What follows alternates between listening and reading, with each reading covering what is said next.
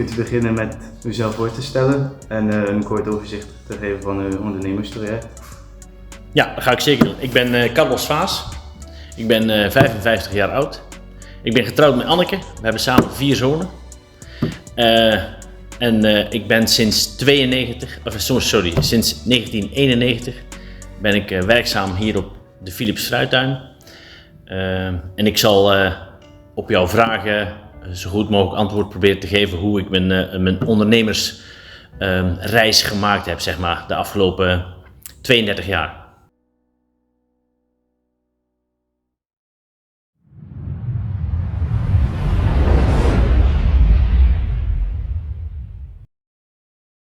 Ja, voorstel betekent, ik ben Jan de Laat, geboren in 1945 in Gemert. Ik woon nu nog steeds, maar wel om verhuizen naar Nederland, dat was geen probleem. Maar dat was mijn geboortedatum. En met mijn werkzaamheden was in 67, was in Huize Padua, een psychiatrie instelling. Toen was ik waarnemend hoofd technische dienst. Dus in loondienst. Vandaar naar de Hartenkamp in Heemstede. En dan naar Samivos in de Zertogenbos. Dat is allemaal loondienst.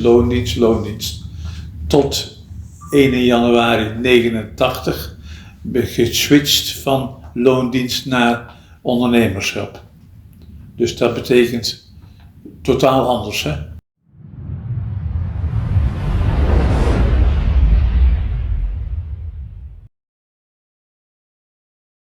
Goedemorgen, ik ben Ed Hegger.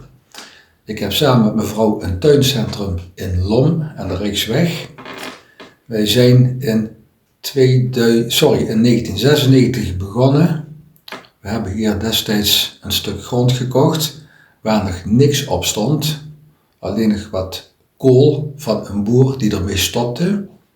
In 1997 hebben we een kas met een loods gebouwd. We zijn in 1996 trouwens ook begonnen met het uitplanten van planten, want we waren destijds een kwekerij van tuinplanten. In 1997 dus een kas gebouwd met loods. In 2000 hebben we dit huis erbij kunnen bouwen. En uiteindelijk zijn we langzaam overgegaan van een kwekerij van tuinplanten naar een tuincentrum. Waar we dus veel meer klanten ontvangen en proberen een goed gedegen advies te geven. Zeker voor mensen die problemen hebben met het een of het ander in de tuin. En de verkoop van tuinplanten en aanverwante artikelen.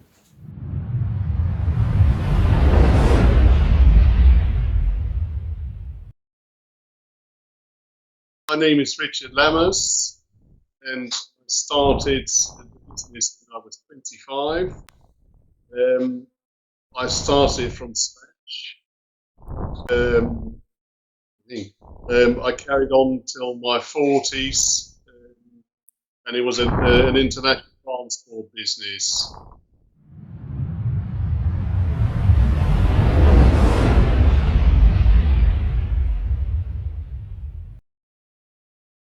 Bem, meu nome é Mônica Cabelo, eu sou engenheira agrônoma de formação, fiz o meu mestrado com conservação da biodiversidade dentro do Departamento de Ciências Florestais da Universidade de São Paulo, e na época eu comecei a trabalhar, meu primeiro emprego foi com adolescentes em liberdade assistida, que tinham cometido algum delito, algum crime, e estavam sendo assistidos para ter uma formação profissional, que no caso era formação de viveristas, né, produção de mudas para restauração ecológica. Isso fez com que eu, já aos 24 anos, ganhasse uma experiência com lidar com pessoas, com coordenar grupos, né, eu coordenava esse projeto, e depois eu prestei um concurso para o Departamento de Ciências Florestais da universidade, da mesma universidade onde eu fiz o mestrado. Fui trabalhar lá e percebi o quanto a universidade tratava as questões ambientais de forma bastante fragmentada, né? Então, quem trabalhava com fauna era fauna, vegetação, quem trabalhava com comunidades era um outro olhar, enfim. E isso me incomodava porque eu queria trabalhar as questões ambientais, socioambientais, ao meu ver, de forma integrada, né, com um olhar mais sistêmico e com essa complexidade toda que eu achava que deveria ser tratada a questão. Trabalhei um tempo no Instituto de Pesquisas e Estudos Florestais, também coordenando um projeto lá, e aí foi a época em que eu resolvi que eu queria criar uma empresa, né, que trabalhasse da forma como eu entendia que deveria ser trabalhado. Procurei um espaço para ser a sede desse pequeno escritório, né, na época eu não tinha muito recurso, praticamente nenhum, e o que eu achei que cabia para que eu conseguisse pagar, né, conseguisse arcar com os custos, foi uma casinha que era uma casinha em ruínas, não tinha telhado, não tinha piso, nem a parte elétrica, hidráulica, nada. E olhando para a fachada daquela casa, eu vi que ali dentro crescia uma floresta, seja porque tinham sementes ali dentro, no solo, seja trazido pela fauna, mas o fato é que as árvores, as arvorinhas cresciam para cima, né, aparecendo já. E aí isso me fez refletir o quanto uma floresta tem resiliência, né, dentro de um centro urbano, crescendo dentro de uma construção. E foi aí que foi fundada a Casa da Floresta.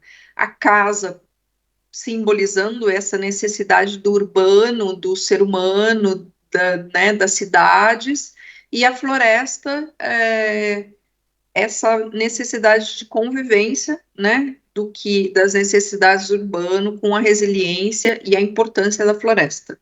Então foi aí que surgiu a Casa da Floresta, em 1999, então agora em 2024 a gente completa 25 anos de empresa.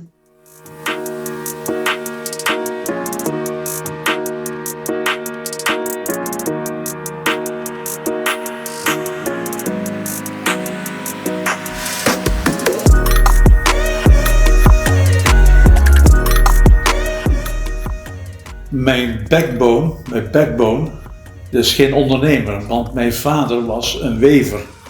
Een wever, hè? Ja. Dat is geen ondernemer, hè? Dus op een gegeven moment een momento was ik in Huizenpadua, in Samuvos in Den Bosch. Er was een centraal kantoor, hè, met 27 huizen. Verpleeghuizen met psychiatrie, met verstandelijk gehandicapten en ziekenhuizen. Dus het was een centraal kantoor. Maar daar was ik dus de baas. Met bouwen, nieuwbouw en onderhoud, allemaal met gebouwen, zeg maar zeggen. Onderhoud, nieuwbouw, renovatie, et cetera, et cetera. En toen op dat moment gingen ze deconcentreren. Dus centraal gaan deconcentreren. Ja. En toen was ik niet meer nodig. En toen was het dus, als op een gegeven moment een Van Dam uit Utrecht, die zei van Jan, je moet zelfstandig worden. Ik zeg, hoezo zelfstandig? Hoezo? Want als ik geen omzet heb en dan met mijn Sjan en met 2 dochters moet je wel eten, hè? Ja. Ik zei, er was wel risico's, een stukje risico. Dus dat was het begin toen van ondernemerschap. Nou, is eigenlijk een beetje toevallig gegaan, zeg maar. Dus niet echt met een doel gedaan, zeg maar, om hier ondernemer te worden, maar wel om hier te werken natuurlijk, want ik heb gesolliciteerd op een vacature. En dat ging eigenlijk al heel snel. Dat ik op dit bedrijf, zeg maar, de eigenaar goed heb leren kennen. En dat was meneer Philips. De Frits Philips, de grote man van Philips, zeg maar. Daar heb ik heel nauw contact mee gehad, omdat dit bedrijf van hem was. En ik werd toen bedrijfsleider hier, daar had ik op gesolliciteerd. En gaandeweg die periode, zeg maar, dus daar bedoel ik mee, vanaf april 91 ben ik hier komen werken. En zo ben ik eigenlijk stap voor stap, heb ik eigenlijk plannen gemaakt om dit bedrijf te maken wat het nu is. En En gaandeweg zeg maar, ben ik ook ondernemer geworden. Dus dat is niet een bewuste keus geweest, maar dat is er wel uit voortgevloeid. Zeg maar. Dus ik ben wel steeds meer gaan ondernemen op dit bedrijf. A indignação de como as coisas eram tratadas, a vontade de contribuir. Então, acho que já aos 16, 17, 18 anos, me chamou a atenção essas questões ambientais, né, no mundo. Acho que quando eu tinha por volta de 18 anos, tinha muito uma questão da matança das baleias, então tinham as passeatas, depois teve a Eco 92, e isso tudo fez com que eu fosse bastante engajada nas questões ambientais, né? Então era uma vontade de fato de contribuir para essas questões que para mim eram importantes.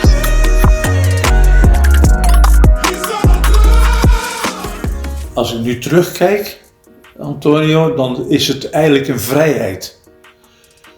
Vrijheid, die hoeft niet de verantwoordelijkheid naar de baas of zo. Ja. Dus een vrijheid.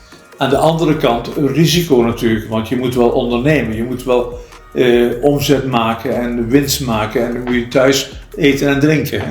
Dus dubbel, dus een vrijheid, maar ook risico, toch een stukje ondernemerschap. Nou ja, ondernemerschap betekent, je moet vrij kunnen denken. Je moet een visie kunnen ontwikkelen. Je moet een uitdaging zien en je moet een uitdaging zien om hetgene wat je aan het doen bent, om dat elke dag een stukje beter te doen. Je moet heel veel incasseringsvermogen hebben. Want er zijn heel veel dingen die niet lukken. Dus je moet heel veel incasseringsvermogen hebben. En je moet het kunnen volhouden. En dat zijn wel belangrijke dingen. Dus je moet een visie hebben van waar je naartoe wil. En op die weg, of op die visie zeg maar, met dat doel, met die stip op die horizon. Dus waar je nu bent zeg maar, en je hebt een visie gemaakt over 5 jaar of over 10 jaar. Dan die weg naar die stip op die horizon, dat is een eindeloze weg. En daar kom je allerlei problemen tegen. Ik noem het altijd in de beeldspraak, op die weg naar die stip van de horizon zeg maar, kom je allerlei beren tegen. En die beren die moet je proberen om die uit de weg te gaan. Of sommige beren kan je ook omhelzen en daar kan je ook je vriend van maken zeg maar. Ja. Waardoor die je gaat helpen om de weg naar de horizon zeg maar, om de stip op de horizon toch te halen zeg maar. Dus je moet onderweg ook relaties aangaan. Je moet allerlei verbindingen aangaan met andere mensen, met je omgeving en noem al die dingen maar op. Nou, het belang van het bedrijf, het belangrijkste belang van het bedrijf is dat er een samenhang is zeg maar, met je omgeving en de maatschappij eromheen. Zeg maar. Dat vind ik een hele belangrijke, want dan heeft het echt toegevoegde waarde. Dan is het niet alleen je onderneming zeg maar, om je te verrijken zeg maar, of om alleen geld te verdienen. Ja. Maar het is echt een onderneming om ook van toegevoegde waarde te zijn voor je omgeving en voor meerdere dingen dan alleen voor het bedrijf zelf. Dus die moet ook toegevoegde waarde hebben voor anderen en voor de omgeving, maar ook voor het milieu. Noem alles maar op wat erbij hoort. Dos principais é a paixão pelo que a gente faz, né? Há tempo nós construímos a várias mãos, discutindo muito assim quais eram os valores da Casa da Floresta, e esse é um dos principais valores, a paixão pelo que se faz, porque quando você tem paixão por aquilo, quando você tem um propósito, o que você faz é bem feito, transparece no produto a sua motivação, né? De verantwoordelijkheid natuurlijk, behoorlijk verantwoordelijkheid vanwege hoe moet ik zeggen, de verantwoordelijkheid nummer 1 en dan zeggen van relatie van de opdrachtgever. Hè? Ik ben opdrachtnemer, hè? Ja. Gever, en nemen. Dus altijd een verantwoordelijkheid. Dat je als ondernemer eerlijk moet zijn, goede adviezen moet geven en open moet staan voor veranderingen. Want wij hebben niet alle wijsheid in pacht. Ook dingen veranderen in de loop van de jaren. De visies veranderen. Kijk maar nu onder andere naar het milieu. Vroeger werd er helemaal niet naar gekeken. En tegenwoordig is dat een heel heet issue. Rode draad, verantwoordelijkheid. Ja. Verantwoordelijkheid. Dus nummer 1. Verantwoordelijkheid. Belangrijk.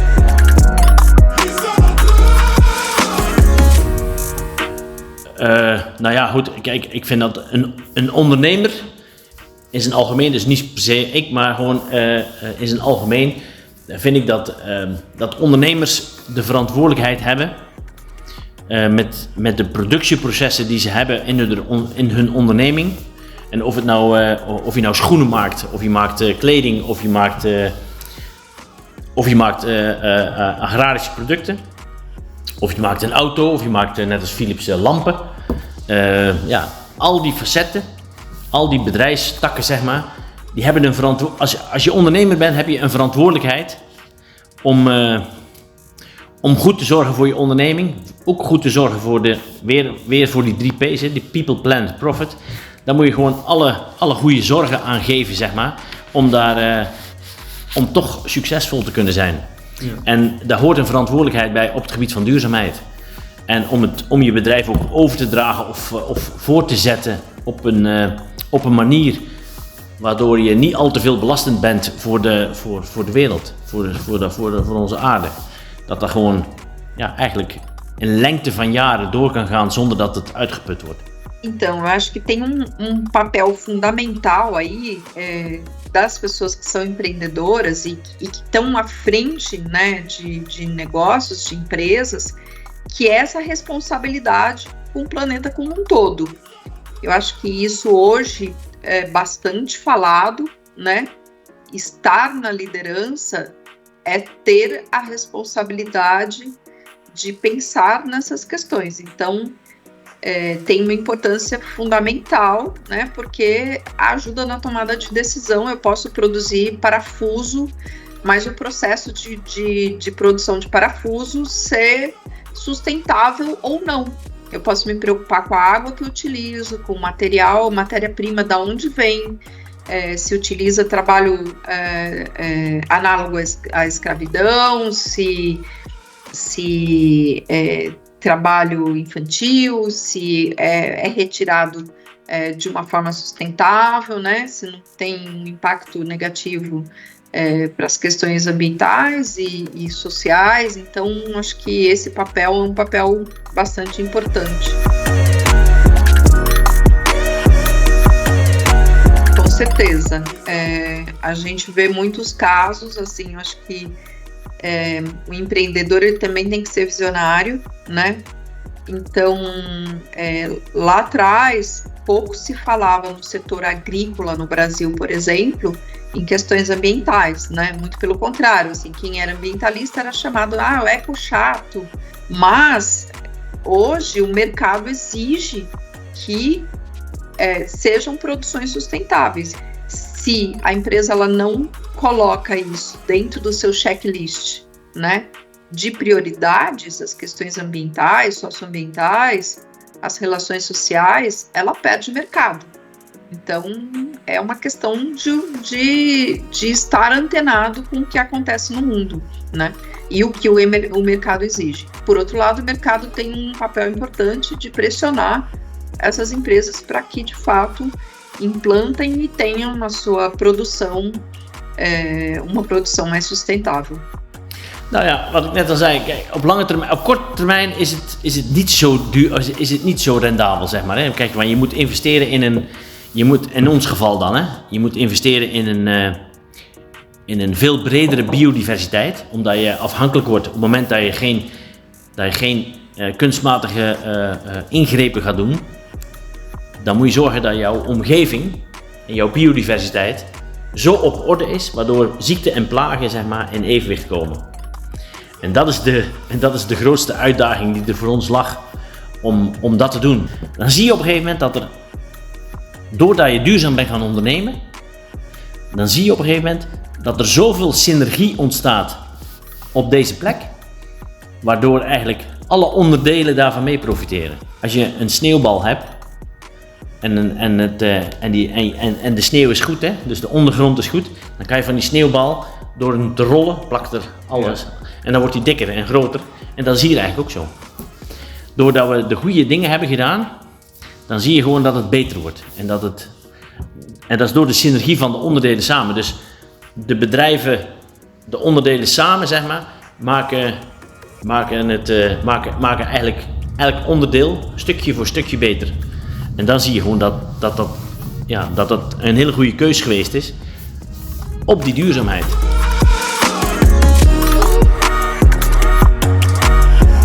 Nou, ik denk dat ons landschap, zeg maar, ondernemerslandschap, steeds duurzamer wordt. Hè? En daar zijn ze ook allemaal heel druk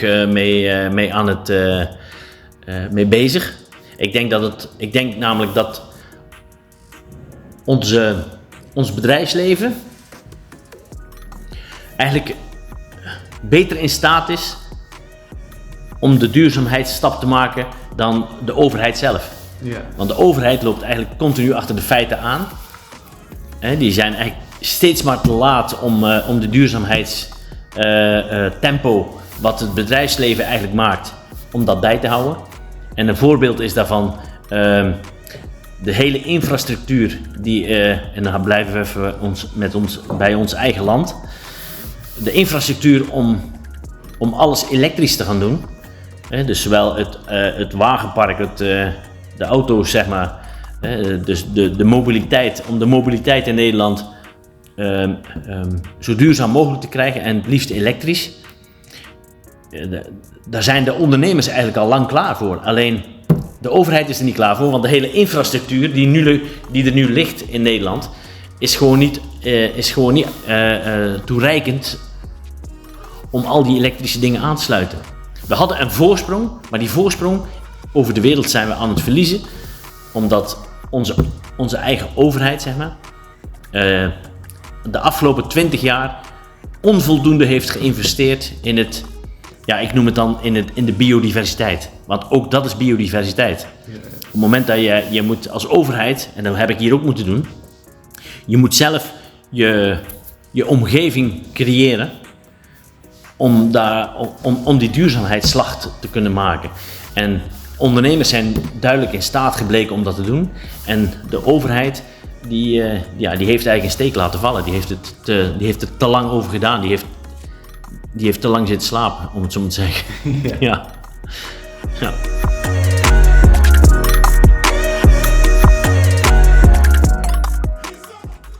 The biggest challenge for me was when I started, it was no internet.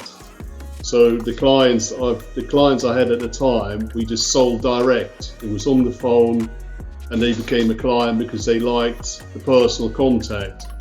When the business grew, everything went via the computer. So it's much easier for clients to contact other companies, ask for prices, etc. Which I found, and to adapt, we had to get a new computer system, which that was quite a big challenge, and it probably finished me off. It probably meant that there was a lot of investment. We need a lot of investment to carry on, to get all up to date, that people could track the parcels. Like you can see nowadays, people can more or less track the parcels until you're at the door. And that wasn't in our day. We had maps. We didn't have computer systems. We didn't have sat navs. It was just with the map reading, and that was it. So,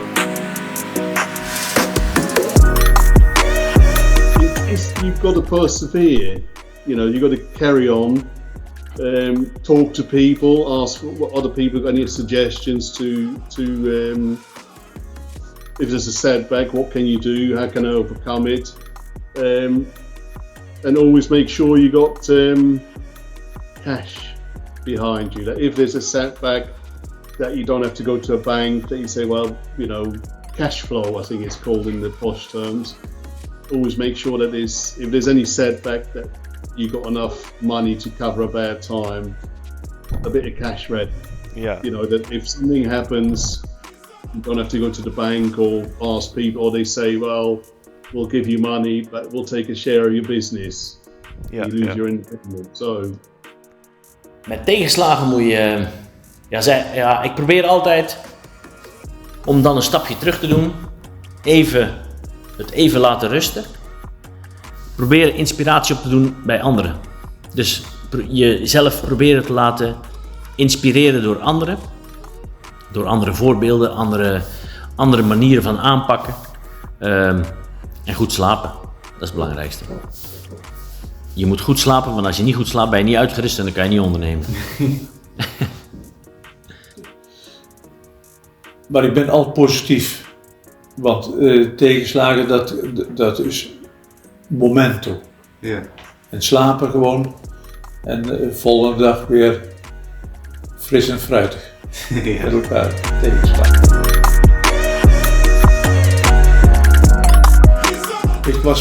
Ik was zelf een voorbeeld. Hè? Ja. Dus naar Erik, met Herman, wel zelfs ZZP'er, zelfstandig. Ik was er ook. Dus ik had geen loon, hoe noem je dat, contract met elkaar. Geen loondienst met elkaar. Dus doen jullie maar zelfs ondernemer. Dat betekent 80% met het werk van mij naar hun dan. Hè? Het verschil, hè? Maar ondernemer, dat is perfect. Dus nu nog steeds. Nog steeds. Maar dat betekent dus ondernemer, dat is zelfstandig, hè? Maar hun hebben net hetzelfde begin van het verhaal, hè? Er zit risico aan, maar er zit ook een vrijheid. Want vroeger moest je dus, want 's morgens om 8 uur was met collega's, hè? Kijken van ben je op tijd, hè? En s'avonds weer op tijd. Nu niet meer. Maar je komt vanuit thuis meteen. Of naar jouw instituut meteen.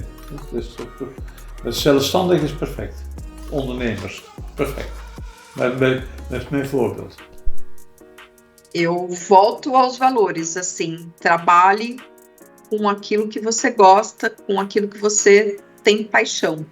Se você quer empreender, não empreenda pensando só no mercado. Se eu fizesse isso há 25 anos atrás, eu talvez criasse um outro negócio, né? Muitas pessoas me falaram na época, até porque tinha pouco recurso, e quando olharam para aquela casinha em ruínas, toda caindo, e que foi transformada num lugar muito bonito, né? Mônica, não faça isso, você é doida, né? Mas ali existia uma paixão, e hoje eu tenho uma empresa com quase 80 colaboradores, né? Especialistas das mais diferentes áreas, atuando em todo o território brasileiro, por paixão, por acreditar e ter um propósito muito forte. Então, trabalhe por paixão e não por dinheiro, que o dinheiro é uma consequência, né? E também porque a gente trabalha durante muito tempo do nosso dia, e trabalhar feliz e contente te faz bem, né? Te faz pensar que a vida vale a pena, porque senão você fica trabalhando naquilo que você não gosta, e aí você vai perceber que, assim, poxa, eu tenho dinheiro, mas não tenho a alegria do dia a dia, né? Do meu fazer cotidiano. Então, trabalhe com paixão. Trust in business it's very difficult. You'll find, if you ever go that way, trust in business is very a tricky word, trust. When there's money involved, the trust often goes out the window, so it's difficult. So be careful with trusting people. Best to get things properly written down and cover yourself, especially if it's a brilliant idea.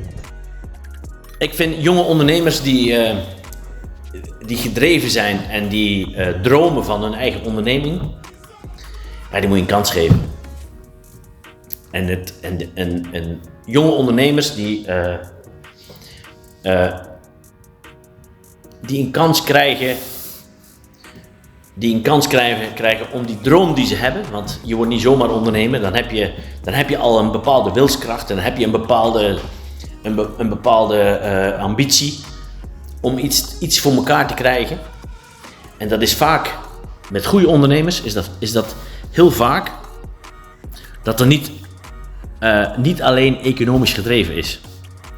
Maar daar heb je heel snel in de gaten als je met iemand praat of dat wel of niet echt economisch gedreven zijn. Dus als ik met jonge ondernemers praat en dan zeg ik, wat is voor jou het belangrijkste doel om dit te kunnen doen? Als ze dan zeggen van ja, ik wil het over 5 jaar verkopen aan de duurste of aan de hoogstbiedende, dan zeg ik, je moet geen ondernemer worden. Je kan beter iets anders gaan doen. Maar als mensen zeggen van ik wil met hetgene wat ik voor ogen heb, het vak, de techniek of wil ik een betere wereld maken of een betere stap zetten, waardoor het rendement niet alleen in economische zin, maar ook in duurzaamheidszin, dat het beter wordt. En op het moment dat ze daarover nagedacht hebben, zeg maar, en hoe dat in elkaar zit, dus als je daar een beetje op doorvraagt, ja, dan vind ik dat soort ondernemers, dat die gesteund moeten worden met om die droom waar te maken, om die droom werkelijkheid te maken. Ja. Maar dan moet het wel echt zijn. Maar die echtheid, die kan je er wel uithalen met ondernemers. En ten eerste moet je het heel leuk vinden. Ja. En je moet niet bang zijn dat je in plaats van 6 of 7 uur op een dag 10 of 11 uur moet maar energie erin kan stoppen, zeg maar. Ja. Dat is helemaal niet erg.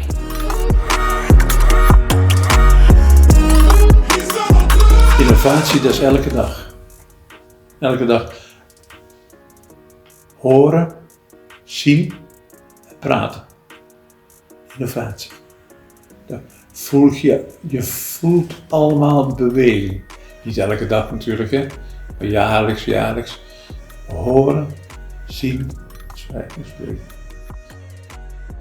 I suppose again, attend exhibitions, talk to people, read about competition, keep an eye on the competition, what they're doing. That's, I suppose, the main things. Nou ja, binnen het bedrijf proberen we de innovaties van buitenaf te volgen. Ik probeer mezelf continu, en dat lukt niet altijd natuurlijk, maar wel redelijk vaak, om mezelf te laten inspireren door anderen. Ja, het eerste is heel makkelijk. Je moet jezelf aanpassen. Heb jij 30 jaar dit werk op die manier gedaan en je ziet dat er verandering komt, dat de mensen het niet meer accepteren of dat het niet meer van deze tijd is, ga je dan aanpassen. Blijf niet star doorvechten, want op een gegeven moment is het vechten tegen de bierkaai en dan red je het niet. Dus pas je mee aan de tijd, volg wat cursussen. Als er dingen niet meer leverbaar zijn, ga kijken voor alternatieven. Op die manier.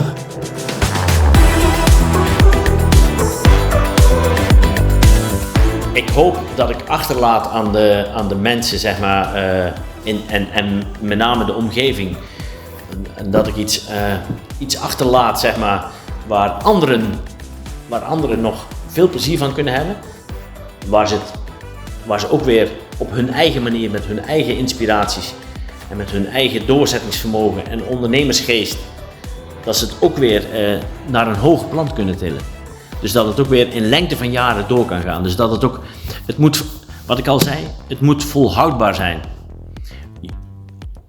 Als je een bedrijf kan doorgeven aan een volgende generatie, zoals Frits Philips het aan mij over heeft gedragen, zo hoop ik het ook weer over te dragen aan eventueel mijn kinderen. En later misschien ook nog wel mijn kleinkinderen. Om het op die manier, zeg maar, of aan andere mensen die er geïnteresseerd zijn. Maar als je erin kan slagen om het door te geven en dat het altijd van inspiratie zal zijn voor je omgeving en voor de mensen om je heen, ja, dan zou het een geslaagde transitie zijn. Dan zou het een geslaagd iets zijn.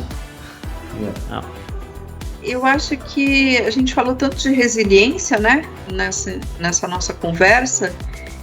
Eu acho que é isso, assim, eu sinto que as novas gerações são pouco resilientes, né, muito imediatistas. Então, assim, pensa, a construção de uma empresa são 25 anos, né, estou aqui há 25 anos e ainda me coloco numa posição de que de desafios, de tudo mais. Então, assim, resiliência, paciência, constância, né, são importantes para que você consiga, de fato, deixar algo no mundo, né, deixar uma pegada que seja positiva. Het is de laatste jaren relatief makkelijk geweest om ondernemer te worden. Tenminste in onze sector. Er zijn wel een aantal dingen veranderd de laatste jaren, onder andere internet. Nu komen veel mensen op een bedrijf, komen een plantje halen, komen een zak potgrond halen, komen voor een advies, voor voeding of iets dergelijks. En daar hebben we de laatste jaren zeker in gefloreerd, omdat we dus relatief veel specialistische kennis hebben opgebouwd en weer verder uitgedragen hebben aan de klant. Maar door internet wordt ook heel veel tegenwoordig rechtstreeks gekocht bij een grote ondernemer of bij een grote handel. En dan worden we op een gegeven moment uitgeschakeld. Dus we hebben het geprobeerd om in ieder geval leuk te houden. Alleen, hoe gaat de consument dit nu de komende jaren ervaren? Hoe gaat waar gaat de consument de komende jaren inkopen? De kanalen veranderen. En ik weet dus niet of over 20 jaar nog kleine bedrijven zijn zoals dit hier. Dus dat kan ik niet zeggen. Dat weet ik niet. I would like young entrepreneur. I'm a multi-millionaire successful entrepreneur. But I would think learn from other people's mistakes is very important. You know, don't be stubborn. Say, well, if someone tells you, well, that's a mistake I made, think about it. It's up to you what you do with it. But listen to other people that have been there and done it. And if they made a mistake, then say, well, because it avoids you making the same mistake. And that's what I learned now, that maybe if I had a bit more guidance when I was younger, I would have been retired now. I could have retired now, but I never had the guidance. I started right from scratch, you know, and I made a lot of mistakes along the way that could have been avoided if I had someone that told me, Richard, don't do that, you know, put the money in a pension, etc. So don't be stubborn, try and learn from people that have been there. And experience, try to learn from other people's experience, don't be proud. Heel simpel, Antonio. Ik was in 2006, heb ik een 7 jaar gehad. Mijn werk, dat was mijn hobby. Een echte hobby. Dus nooit geen pijn, hè. Dat is plezierig. Hoef je maar uitstraling. Als ik geen 7 jaar had, dan was ik nu 78, was ik nog aan het werken. Omdat het gewoon een hobby is.